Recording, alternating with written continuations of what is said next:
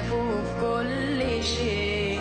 سلامة النية تهمة بنتحاسب عليها، والحكم سريع جريء.